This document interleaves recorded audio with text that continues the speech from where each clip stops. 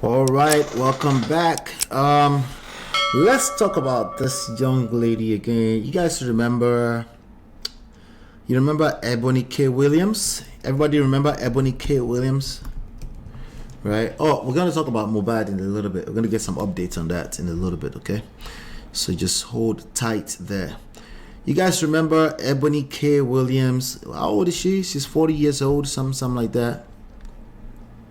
She's always giving advice on I think she has a show called The Griot on YouTube. Okay, I think the last time she was in a conversation with Iyanla Vazant, right, about not wanting to be with the person who drives the bus. You remember this young lady right here? That's her right there. Yeah, she was in that conversation and she said she didn't want to, like, she asked a question, a very clear question, which I didn't see anything wrong with the question ultimately, you know, but I had a different assessment. You can go find the video and watch it on our channel. She asked a simple question: does it own the bus company? Right? And the whole manosphere started barring all over the place because it was triggering for them. Like, what do you mean? Why can't you be with a 40,000 per year earner? As a $40 million annual earner yourself, as a boss lady, why can't you be? No be juju be that. You dey whine. A lady who earns more than a couple of $1 million a year should get with somebody who makes $40,000 a year. You doing what? Yeah, at best, that's unrealistic expectations, at least at a general scale, okay? It just doesn't make sense. And honestly, it's not advisable, okay? They belong in two different worlds. I didn't say one world is higher than the other, it's just two different worlds, okay? As a matter of fact, the person who is earning $40,000 a year may have more peace of mind than the person earning $40 million a year. So it has nothing to do with higher or the one is higher or one is a subordinate. It's just not advisable, okay? That's crossing one of the dimensions. That's being unequally yoked, unless you are an exception. It's highly unlikely you will be an exception. All right, so she's back on the news and she had something to say, and let's play this video. Let's see what she has to say. She's basically talking about something called the Mrs. Degree. Interesting. You know, she's always giving advice. She's a content creator, so let me find it. Okay, there you go. Let's hear this out. Let's hear it. Be said out loud is that as black men age, Hold on. the reality that needs to be said out loud is that as black men age, their desirability increases. Thus, their optionality of women is always expanding. And the exact Optionality? I guess that's correct English. She's a lawyer, so I'm sure it's correct English. But do we have to use such huge words? Jesus Christ. Their options, I would say their options increases as they age, right? To an extent, because they do have the bell curve to their capping. But let's continue. Optionality, okay. opposite is true for black women. She said the opposite is true for black women. As we age, doesn't matter how much money we accumulate, our degrees or professional accolades, the reality is that our marriage and partnership market value is depreciating with every passing year. No matter how good we look, no matter how fit we are, men are still seeing primarily our presumed dwindling fertility as a knock against us. And speaking of fertility, that is another reason that I want younger black women to seek marriage and partnership in college or right after, if that's what they choose. Because the number of college-educated black men is so low when compared to black college-educated women that we're all going to be targeting the same small pool of men. And as we heard today, on most campuses, there's like 7 black women students for every 1 black man student. Y'all do the math. So here's my advice. If you are a young black woman in college and you know in your heart and in your head that you want to prioritize family, I suggest that you simultaneously pursue that MRS degree right along with that BA or JD. Because a handful of black college-age men that actually do desire to get married. All right, let me pause that a little bit so that we don't get slapped with copyright. Let's do it within the fair use guidelines. All right, so for me said, I believe that only applies for richer older men, regardless of all races. Most women want to date within their age range, okay? And it also depends on the age gap. Yes, I think one of the words that most people are afraid of is indirectly is depends. The word depends.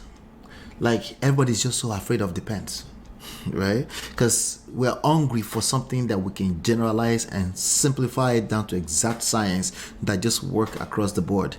And you cannot put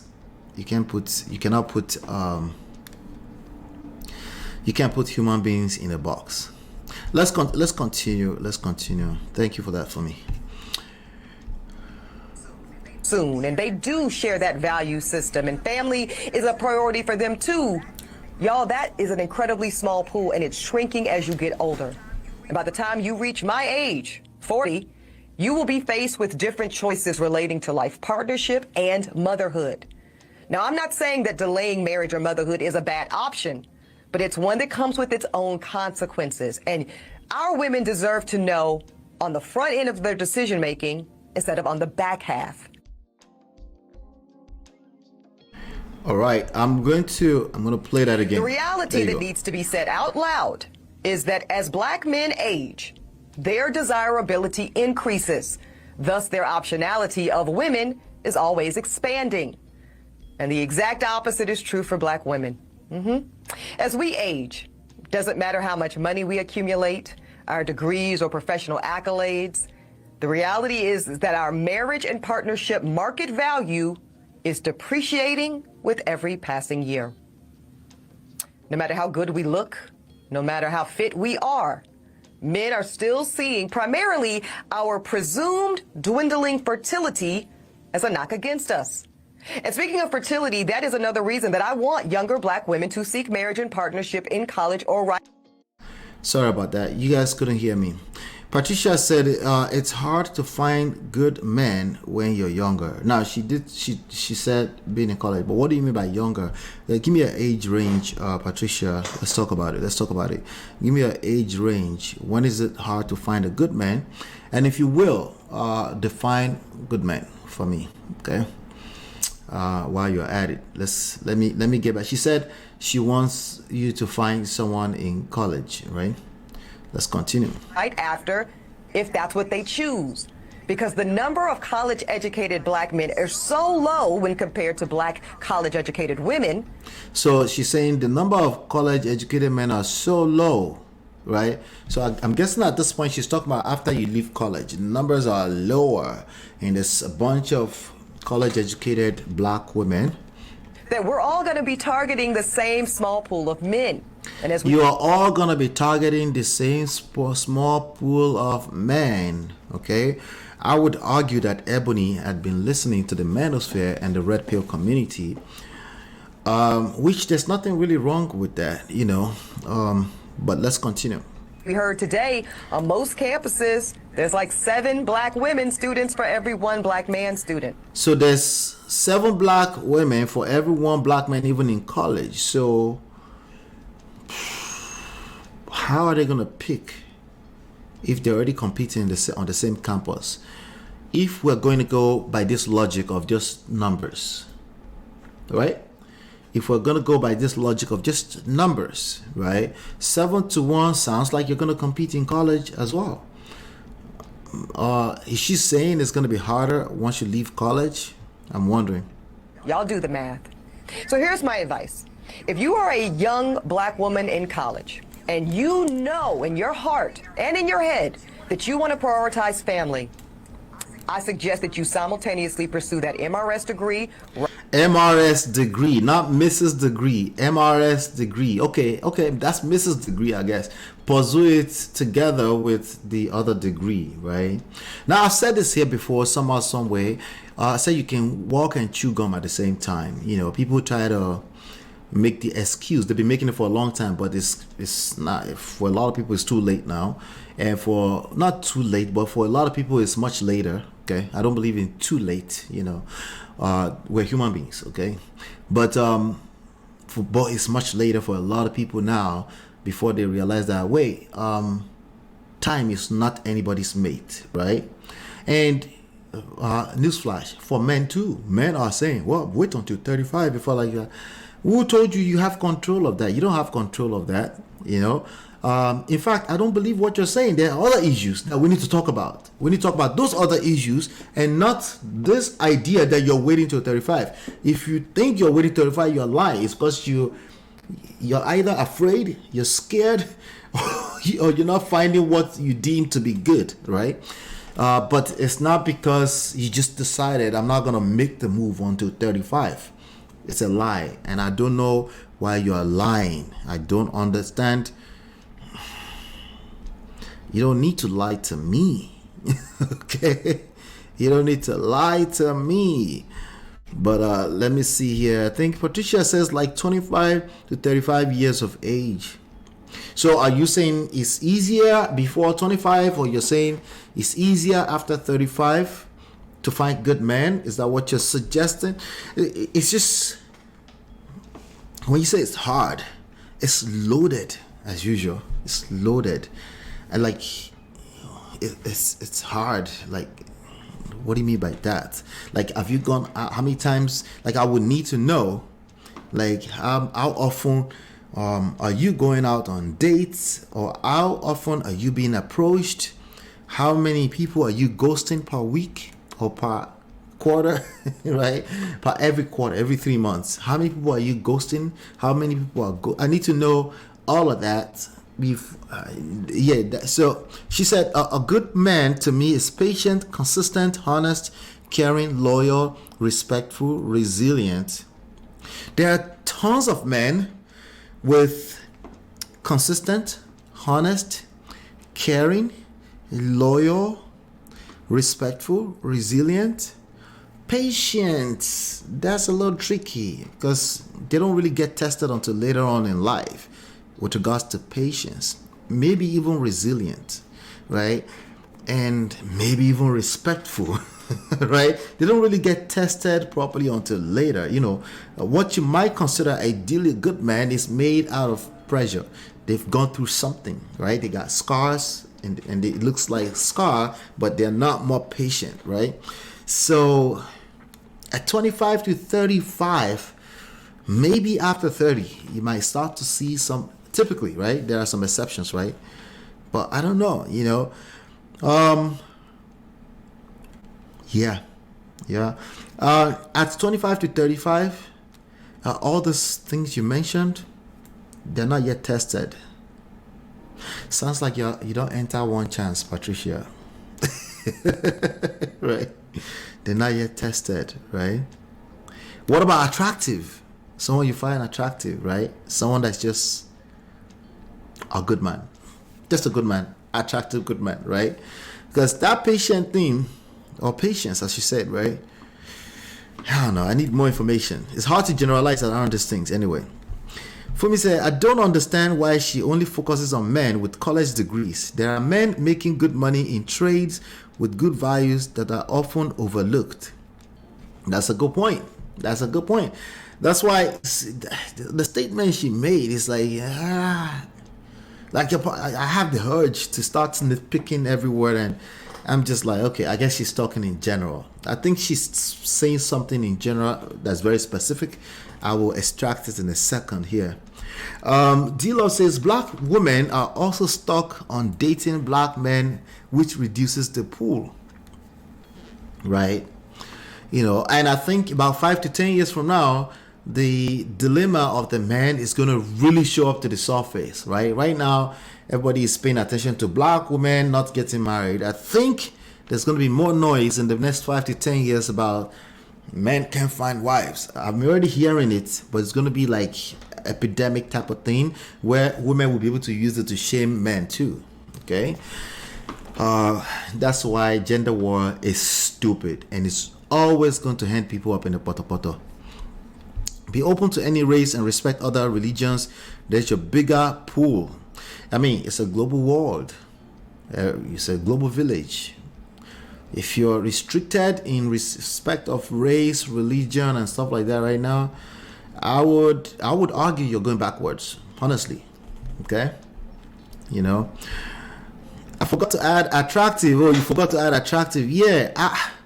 So within the range of 20, specifically like closer to the 25, I would focus on, friendship, attraction. The rest of those other things are going to be tested with time, and if you don't really process what I just said, you're going to have unrealistic expectations, which is one of the top 2 reasons why people are ending up in divorce: pride and unrealistic expectations. Okay? Men, in the most ideal way that you're looking for, right, which you will actually enjoy them more with time, particularly after those kids are 15, 16 and they're gone to college, right? Those men are made,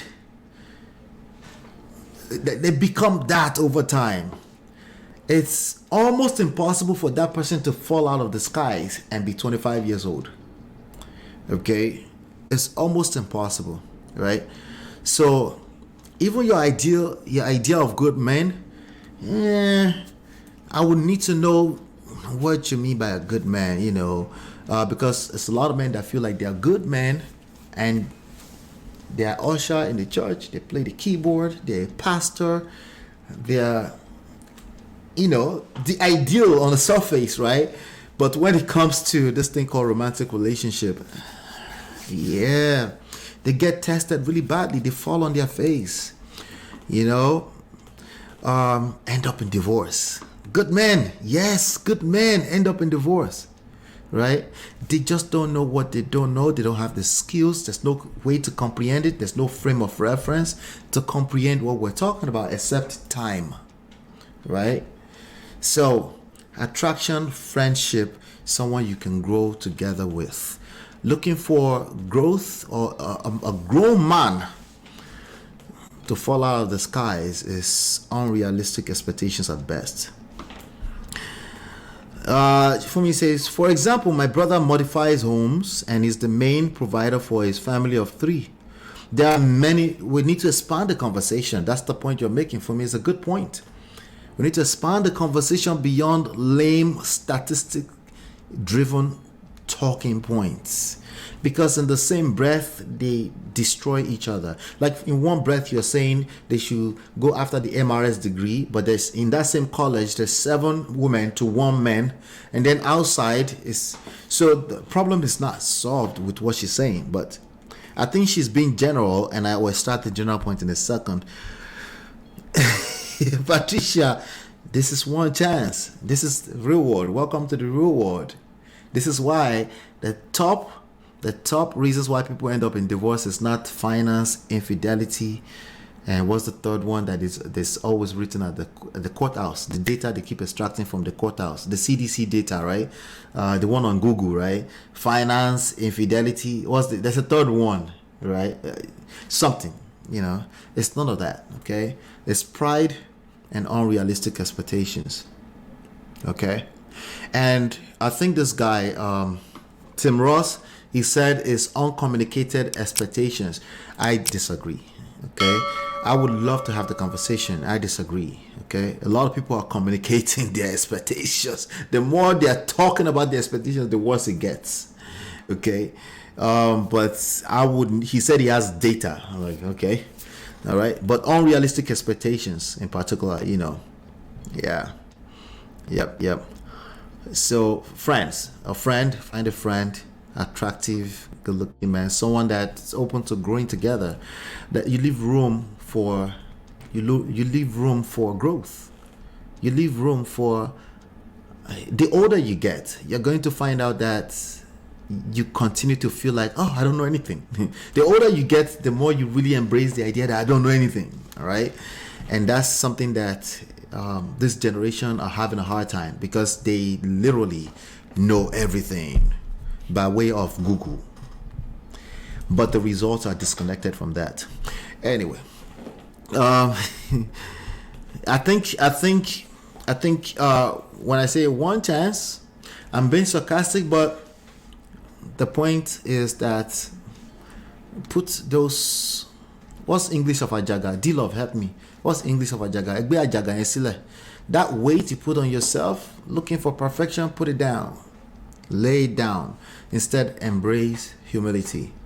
Embrace remaining a student for the span of your life, right? Embrace that more. Embrace relationships at its core. Friendship, just giving, not give and take. Okay, not give and take. I'm sorry. Okay, you will receive. What you're looking for is to receive, not take. Give. Focus on giving. That's all you can control. That's all you can control, I promise. Okay, everything else you can't control. And if you are consumed by things you can't control, you miss out on life and love. Yep. Wait, D says that is her preference, and that is why she emphasizes that point. She can hardly see outside her preference. That's a good point. That's a good point. All right. And the lady we're talking about, she's 40, not married. Right now, she's cooking a baby. Right? So if you know what I mean, she's cooking a baby that she's going to raise by herself, her legacy, right? If that's not something you can relate with, just take it with a grain of salt. It is what it is, right? Because she said it herself when she was on Breakfast Club. She said most women will not be able to afford what she's doing, and that's a fact. I agree with her on that. No wonder it's hard for me to find a guy. No, it's become easier now. Trust me. Okay, just be friends. So you said time. So should I focus on older men? No. I think you focus on friendship and giving and learning how to nurture relationships. Focus on organic friendships, and find the ones you're attracted to and be open to growing over time. Of course, there's some basic principles and stuff like that. The book is going to teach you how to recognize, the new book that's coming out is going to teach you how to recognize green flags. The book on number one red flag will teach you how to recognize green flags. So, and that doesn't have to be something that you wait for time. You can just see little traits over there without missing out on life, without psychoanalyzing people. Okay. Dilo said, I don't know why Jaga is. Weight. Just put that weight down. Like all that weight of looking for perfection is unrealistic. It's unnecessary weight. Okay. Think about what you would do before you collected your first breakfast. We need to get back there. Okay. You need to get back there. Imagine the bliss you had when you haven't collected shege from a romantic partner. I know it's hard because you want to protect yourself, but it's just a suggestion. It's still the only way out, okay? Because you can't really protect yourself in that way anyway. But yes, let me get back to this. Let's see. Right along with that BA or JD. Because a handful of black college-age men that actually do desire to get married soon, and they do share that value system, and family is a priority for them too. Y'all, that is an incredibly small pool, and it's shrinking as you get older. She says shrinking as you get older, right? Shrinking as you get older. One of the reasons why I don't really encourage young women going for older men is because you're crossing dimensions. And if you're going to cross dimensions, either age gap, religion, race, there's nothing wrong with those things. Culture, right? If you're going to cross those dimensions, I hope you know what you're doing, because that's additional layers of complexity that you will have to manage and walk through with time. And what I'm talking about will come for you from a blind spot. It won't come from knowledge standpoint. It will come from a blind spot. Okay, there's always behind you that you can see, right? So that's why, as close as possible to what you're familiar with, but keep an open mind. I like, when it comes to crossing dimensions, I also like the idea of keeping an open mind. But just be aware, just awareness that if you are a white woman and you're crossing to go and marry a black man, there's going to be additional layers of complexity. That's just reality. And if you're completely oblivious to that, then you will collect accordingly. Okay? And by the time you reach my age, 40, you will be faced with different choices relating to life partnership and motherhood. Now, I'm not saying that delaying marriage or motherhood is a bad option, but it's one that comes with its own consequences. And our women deserve to know on the front. No, this is what she just said, okay? What she said is that she's not saying that you're wrong, or she actually thinks you're right. You're right.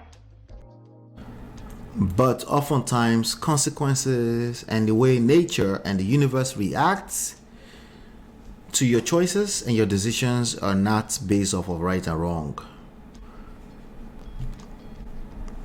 Why?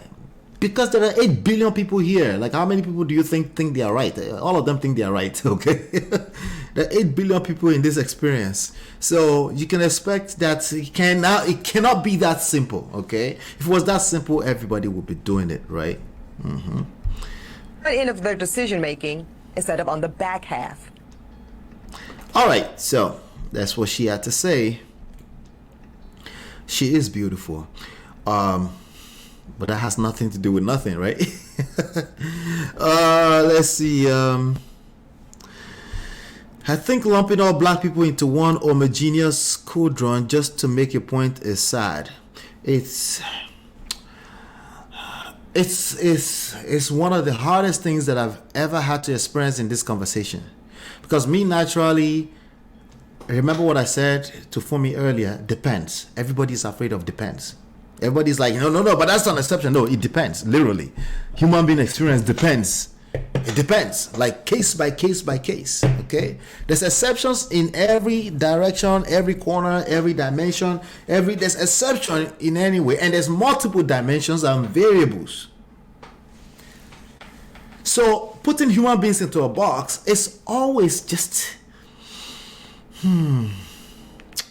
That's why there will always be a lab. That's why there will always be science labs where they are studying and doing studies on human behavior, right? Imagine if one day we just finish, we finally know what human beings are, right?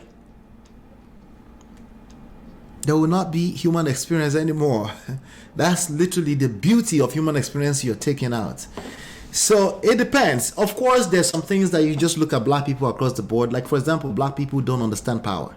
Okay? Black people would rather be a victim than be empowered. That's just a fact. Okay?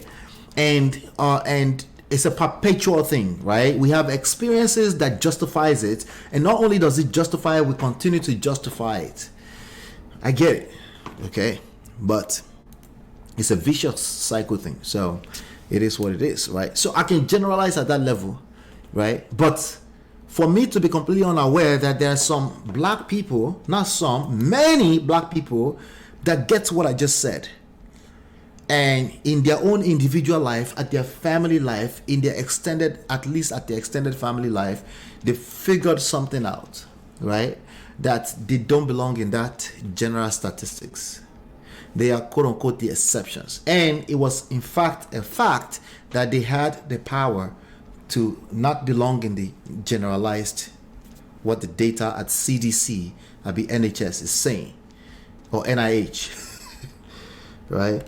Listen, if you want to have a better quality of life, be careful with how you process this data, statistics, and all this kind of stuff, okay? There's more than enough experience that you might have had that will make you relate with certain stats. But when you engage it, it literally drives your life. It literally controls your life. Because at that point, it's like, after all, it's not just me. It's everybody. Throw your hands in the air, right? That's what it does. And it doesn't have to be. It doesn't have to be until you close your eyes and you take your last breath. You are a god and goddesses, okay?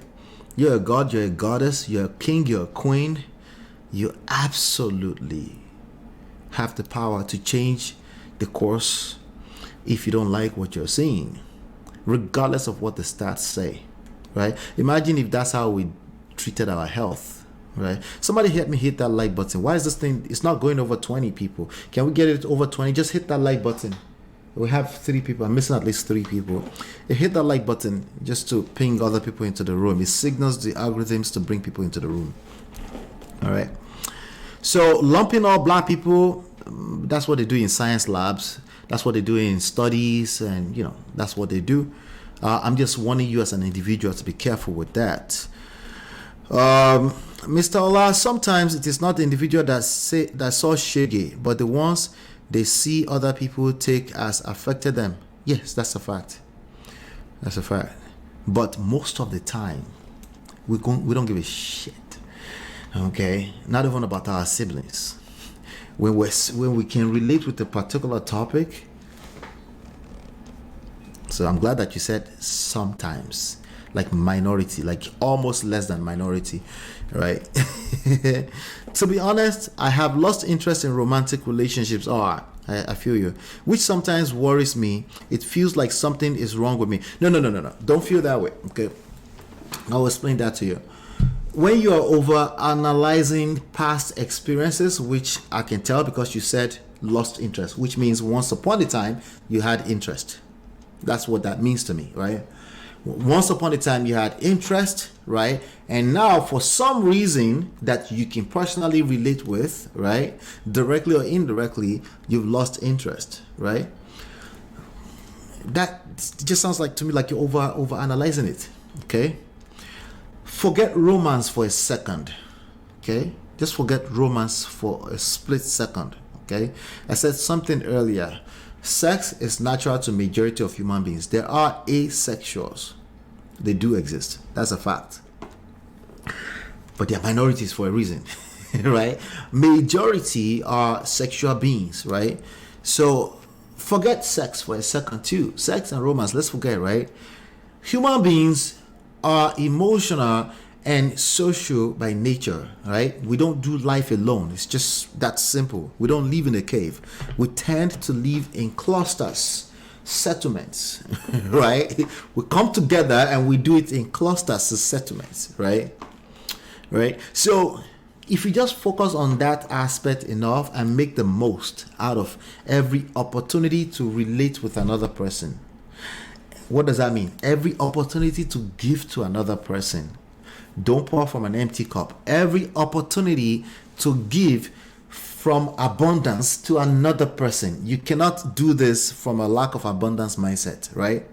If you just focus on that, someone, somebody, something, just by doing that, you increase the chances that somebody is going to tickle that fancy again in the future.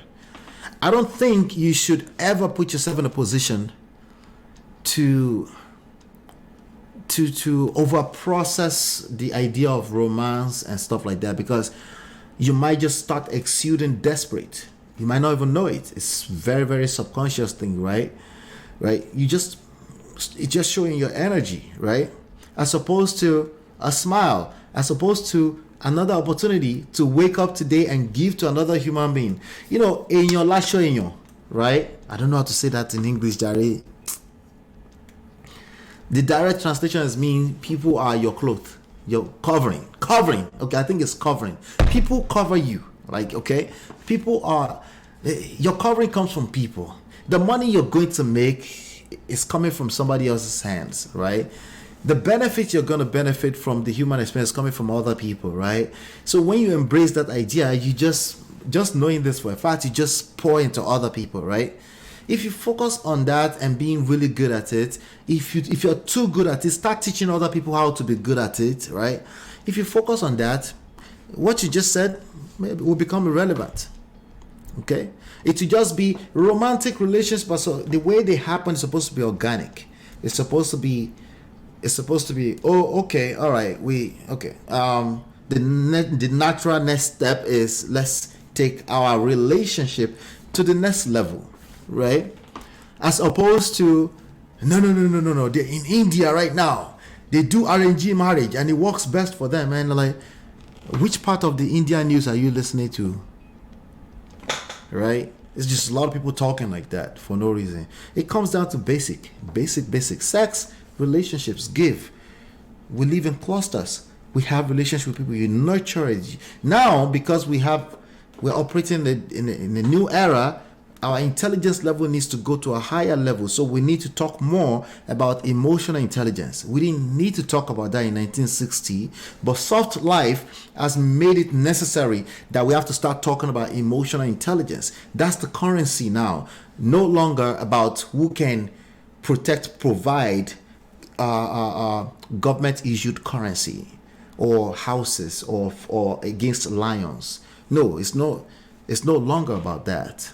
It's no longer about that. It has to be, no, it's much more than that, okay? But it's actually easier if you just put down the weight of perfection, okay? Just actively listening to other human beings will do the magic. It's easier said than done. Okay, let's see. Yeah, we already covered that. So D, I encourage you, just focus on those things. Don't worry about romance. Romance, bitibao. If you're a human being, if somebody starts showing enough interest in you, are you saying you don't feel validations from other people anymore? You don't feel significant because somebody uplifts you or edifies you? You do now. So yeah, that's overthinking it, basically. Brother Patrick, as usual, has come with the scriptures to help us with what we're trying to say. Proverbs 17:17, New Living Translation. Shout out to you, sir. Good to see you, sir. A friend is always loyal, and a brother is born to help in time of need. Yeah. Just focus on those things. Yeah. They're too basic for our complex brain, so we think it has to be bigger than that, But everything traces back to very simple. Friendship, give. Give is literally love, okay? Literally, right? God. Like no expectations, like unconditional, right? Like I know that we're human beings, but when you relate it with God, it becomes possible, right? Just with God, all things are possible, right? If just relax, okay? Let's bring it back to simple. Let's stop overthinking, okay? Friendship, relating with other people, give to other people, right? Make sure you're giving from a place of abundance, meaning you're giving to yourself as much as you should, right? Because you're also a human being, right? So, yep. She said, cheers, Mr. O. D, thank you. Let's see, let's finish. Okay, so we finished that talking with Auntie right there. We'll finish it right there. Let me see. I think I have a couple more stories. Maybe one, because I don't want to go past the time today. Yeah, I don't want to go past the time today. Tomorrow, we'll come back tomorrow. Today, let's just go ahead and get into the main story of the day. I'll be right back.